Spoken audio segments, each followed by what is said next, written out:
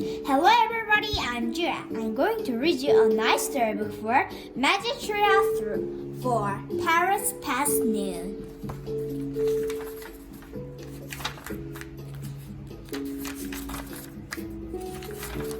Chapter 1. Too late. Jack stared out his bedroom window. The rain kept falling and falling. The TV said it would stop by noon, said Annie, his 7-year-old sister.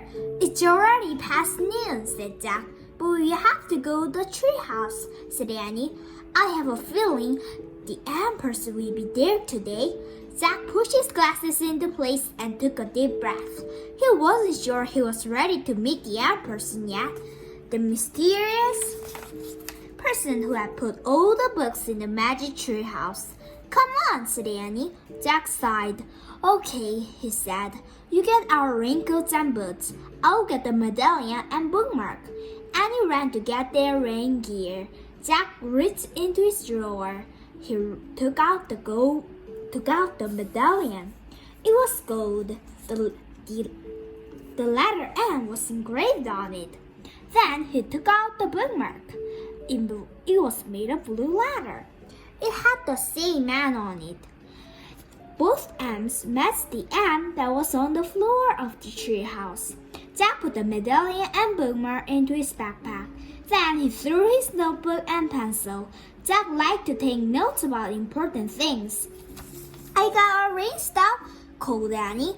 Jack picked up his pack and went downstairs. Annie was waiting by the back door. She was putting on her boots. Meet you outside, she said. Jack pulled on his raincoat and boots. Then he put on his backpack and joined her. The wind was blowing hard. Ready, set, go, shouted Annie. They kept their heads down and charged into the rainy wind. Soon they were in the Frog Creek woods. Tree branches swayed, flinging rainwater everywhere. Yuck, said Annie. They splashed through puddles until they came to the tallest oak tree in the woods. They looked up. Tucked between two branches was a treehouse. It looked dark and lonely against the stormy sky. Hanging from the treehouse was a rope ladder. It was blowing in the wind. Jack thought of all the books up there. He hoped they weren't getting wet. The ant person's been there, said Annie. Jack caught his breath. How can you tell? He said. I can feel it, she whispered. She grabbed the rope ladder and started up. Jack followed. Inside the treehouse, it was chilly and damp. But the books were dry. They were all neatly stacked along the wall, just the way they had been the day before. Annie picked up a castle book on top of one stack. It had taken them to the time of castles. Remember the knight? She said. Jack nodded. He'll never forget the knight who had helped them. Annie put down the castle book. She picked up the next book on the stack. It was the dinosaur book that had taken them to the time of dinosaurs. Remember? She said. Jack nodded.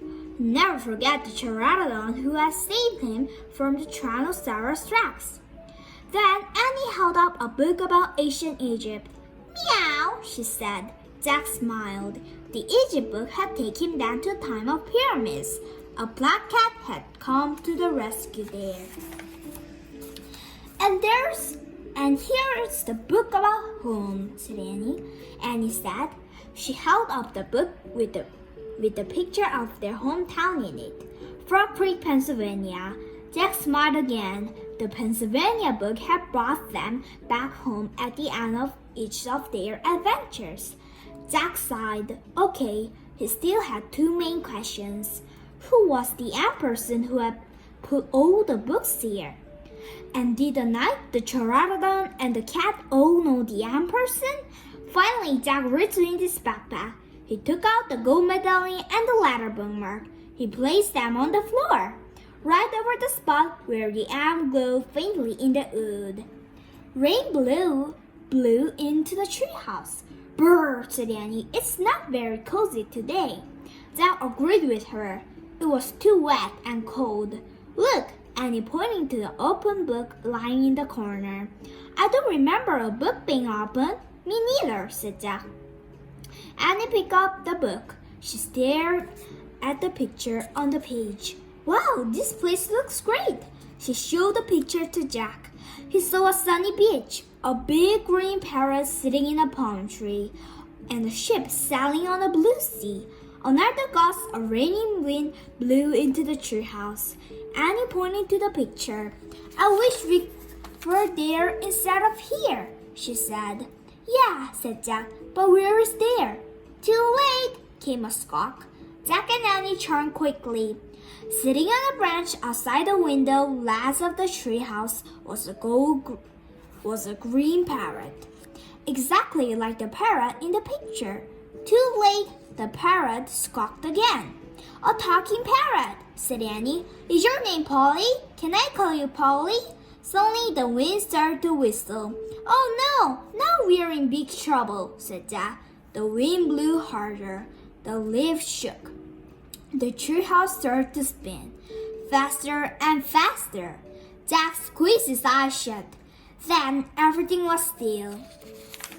Absolutely still. Jack opened his eyes.